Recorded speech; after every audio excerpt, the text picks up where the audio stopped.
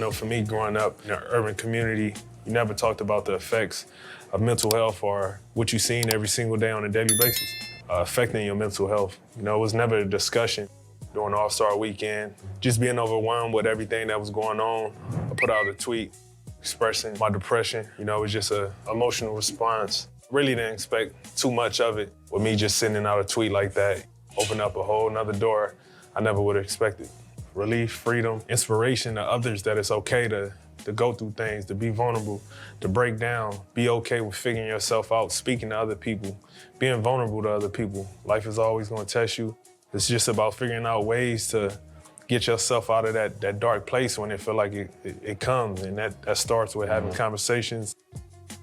Some of the greatest conversations that I've ever had and witnessed was at a dinner table. It's fitting to be able to be in this position to have open heart dialogue about some real things that we deal with on a daily basis. So it's so much that could come from a dinner table conversation. I hope this project will, you know, spread hope, inspiration, and understanding that a dialogue of expressing and speaking out and telling your story is so inspirational.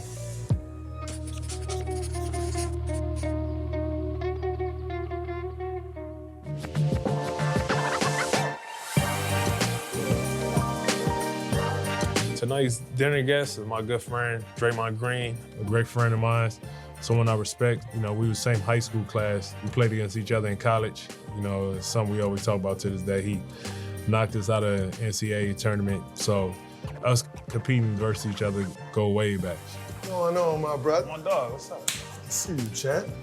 Appreciate you having me. Wanted to talk to Draymond. To me, I feel like he's one of the most misunderstood people in our league. Everybody quick to view him as an aggressor because of a lot of things he do on the court. But I think for me, he's one of those intelligent guys. Once you get his perspective on things, you know, your view will definitely change.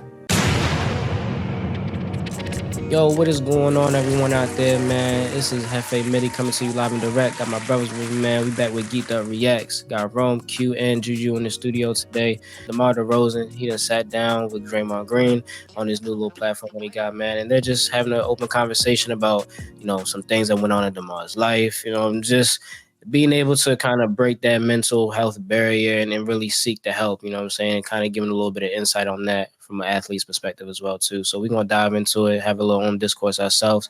Make sure you drop a like on the video, subscribe to the content. Really appreciate all the love and support that y'all been giving us, man. Let's go and get it started.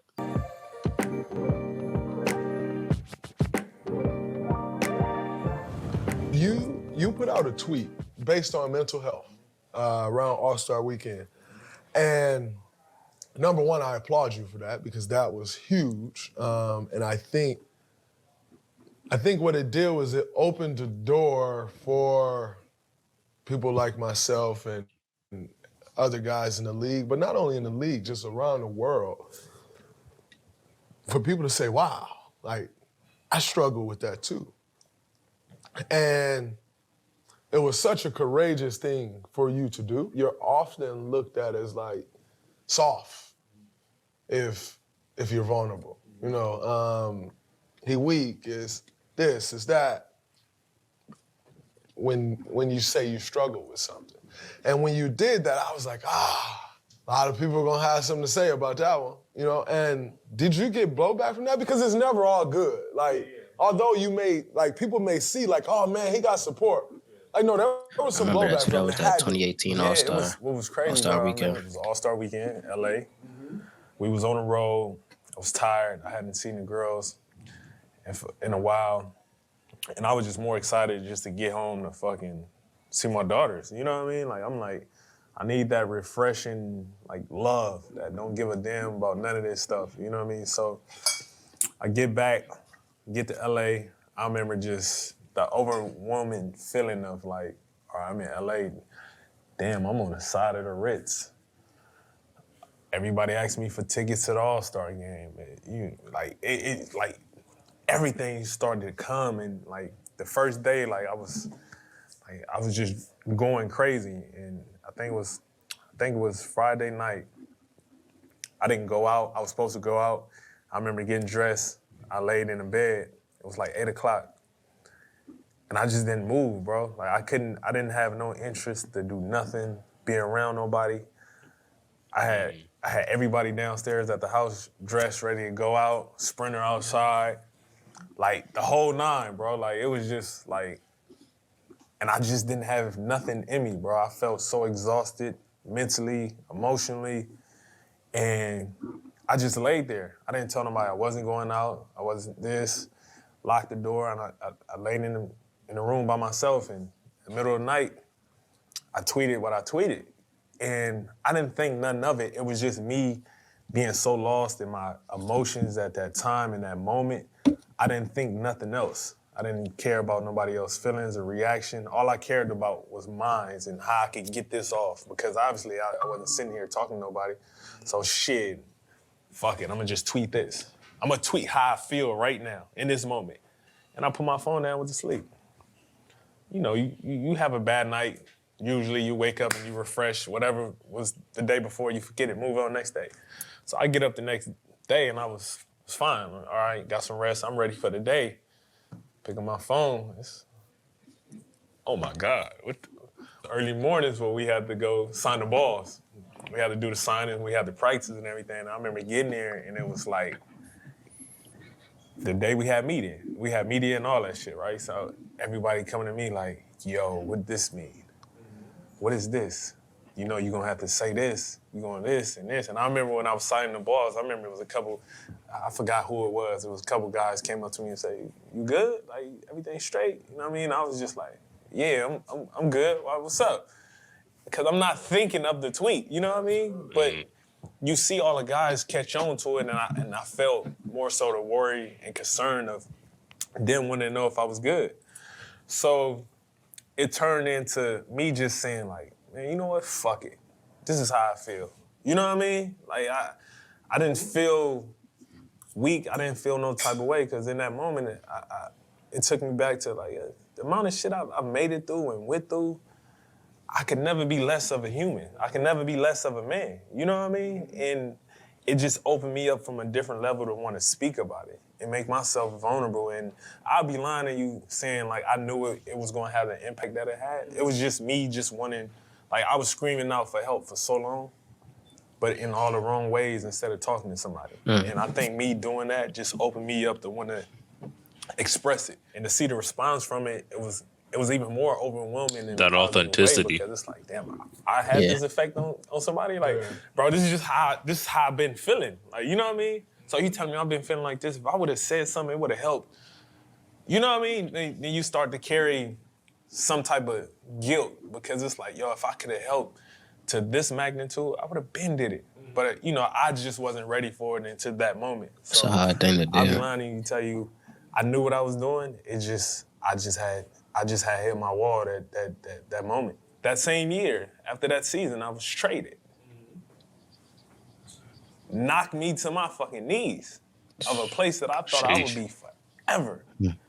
The feeling that I felt was I can't even explain it to this day. You know what I mean? And it put me in an element of 3 years of trying to search and find myself from basketball perspective, feeling like, you know, the doubt creeping, questioning yourself, how much longer this gonna be, getting caught up in the bullshit narratives that sports people, experts wanted to put out.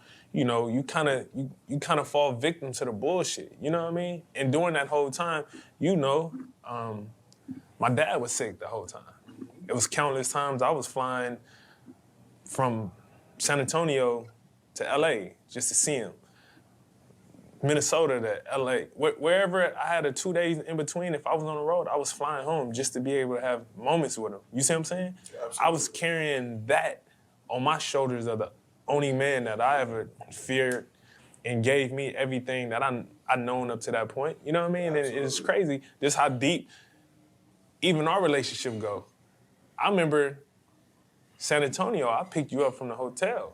We driving back to my house. You asked me how Pops was doing. And when I told him, I said, I don't think he gonna make it. I don't think he gonna make it. I've never talked about this. I don't even think I told anybody in my circle this. We rode in the car, we had a conversation, and I told you, like, I don't think he gonna make it. You know what I mean? Absolutely. And a week later, he passed. You see what I'm saying? Mm-hmm. So this was the shit that I was consistently carrying through this whole time.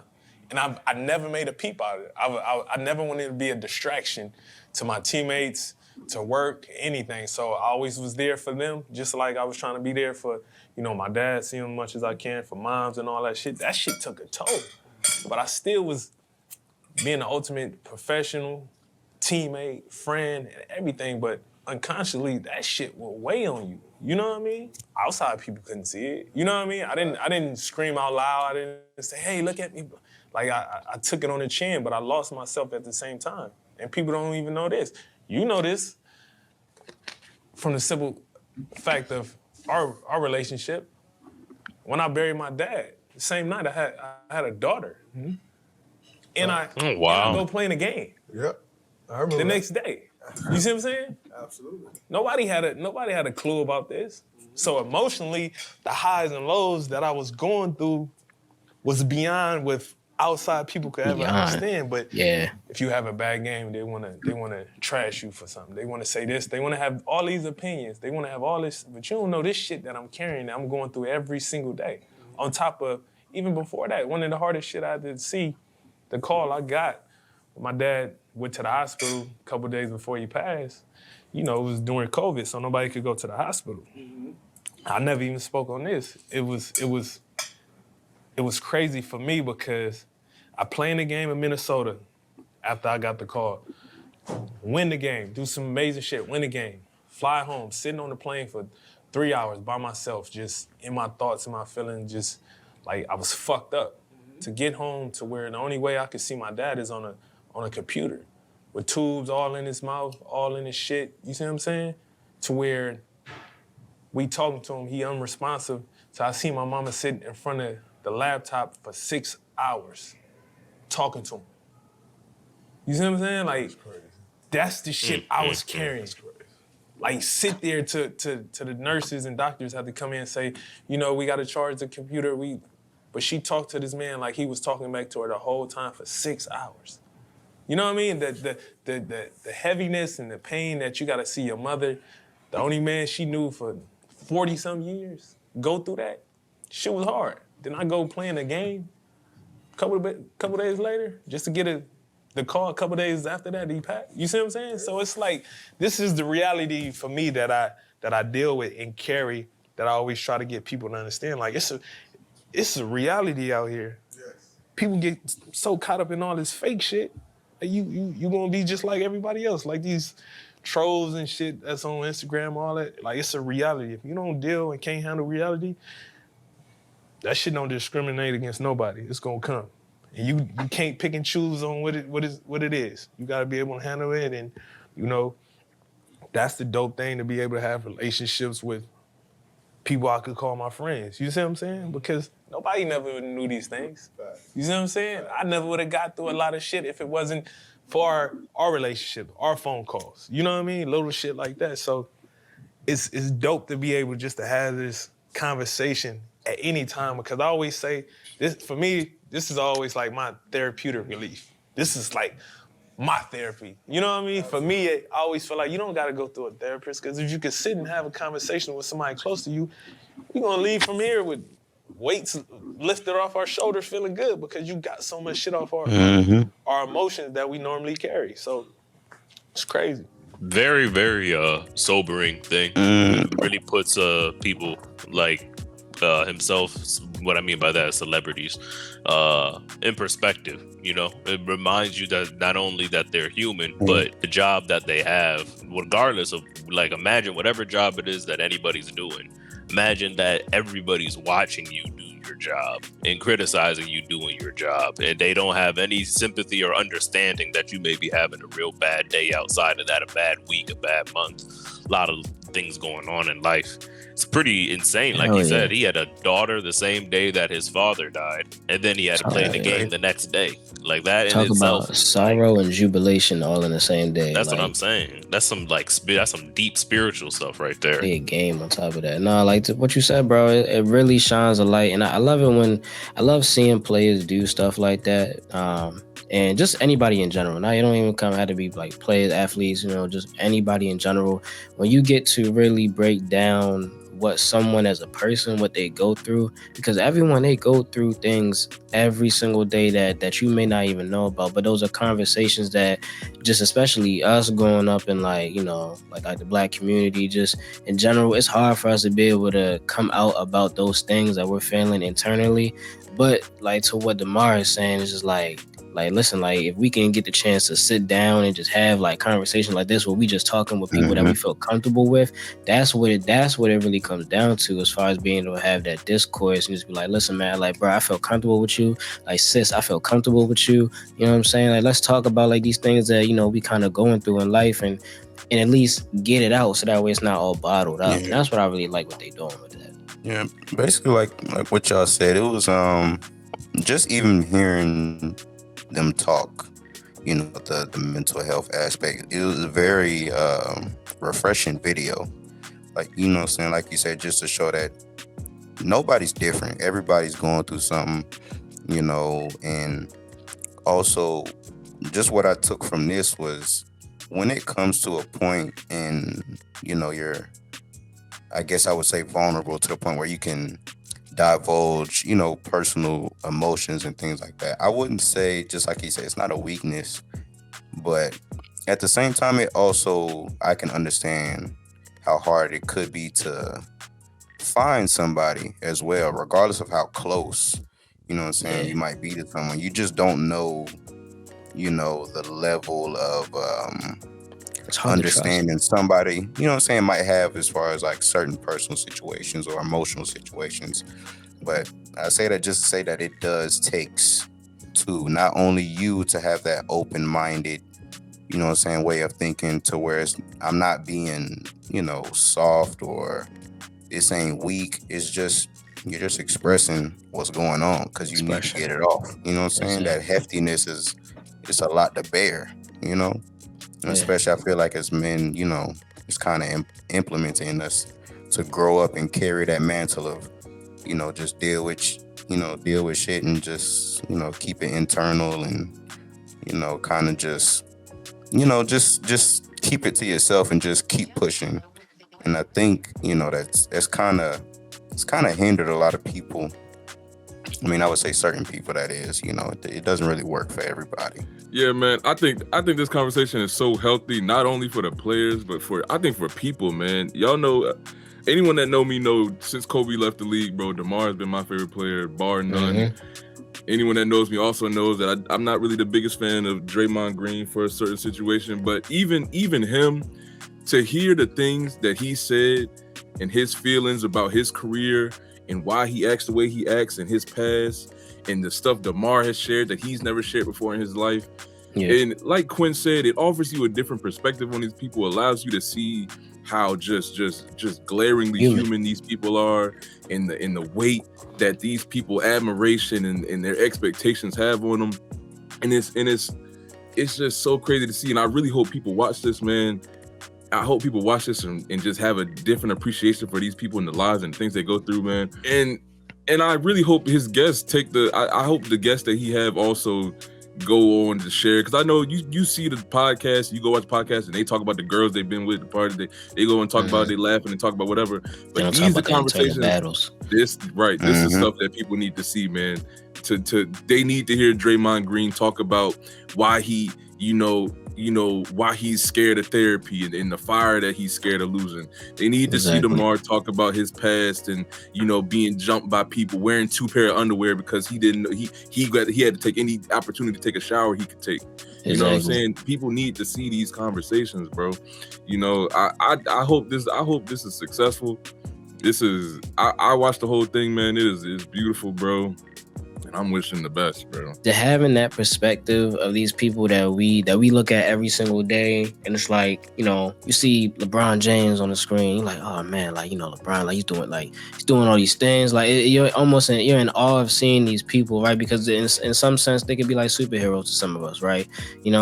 So to be able to see superheroes in a sense have not even weaknesses, but be normal, be human, just like us. They feel just like us. They have things that they go through just like us. And it's important for people to be able to know that there are people like-minded in the world or that have similar issues going on. So that way you can know exactly how to deal with certain things. You know what I mean? Not everybody is comfortable opening up and talking about things, but you see someone that you might idolize, you see someone that you might look up to, you see someone that you might at least, familiate yourself with, and you start to realize, okay, maybe if they can do these things, then I can do these things too, man. So it's definitely, and that's why we do things like this as well too. We have to shit like this, you know what I'm saying? Because we gotta have that discourse as well too, and start that amongst our community, start that, amongst our followers, just because we want everybody to take a look at it and just look within themselves at the end of the day. Have a conversation with yourself, because that's where it starts, right? It starts with yourself. Once you start to have conversations with yourself, you can open up to other people as well too. And it is a tough thing to do, but I really appreciate content like this, man. So definitely hope all of y'all out there take a look at it, man. I just hope that food didn't get cold, man. I ain't gonna lie. I've been looking at them plates. I said that fool. Looking at them plates. Listen, I Draymond was killing was that thinking shit. about that, man. I was saying, I don't know why they don't eat and then start talking like first. Yeah, man. It's a good idea in theory. Like, yo, we gonna have a nice dinner and do the podcast, but then when in reality it be like it'd be a little hard to do both. Draymond dropped that fork that had me geeking, almost busting out laughing. Yeah, they're gonna work out the kinks, man. They're gonna work out the kinks. I like the venue though. I like the venue though. It looks Also, aesthetics and all that is very nice. I was about to say, from a cinematic standpoint, I love the black and white. I love the noir, because that's what that really is. It's noir. I love the noir film. Look good, classy, man. Man, fill out the comments with some situations that maybe y'all been through that y'all comfortable sharing, man. Or just drop a like, you know what I'm saying? Share, because this is a conversation that we all gotta hear. We all need to have, man. We'll catch y'all on the next one. Subscribe to the content. We appreciate y'all. Peace.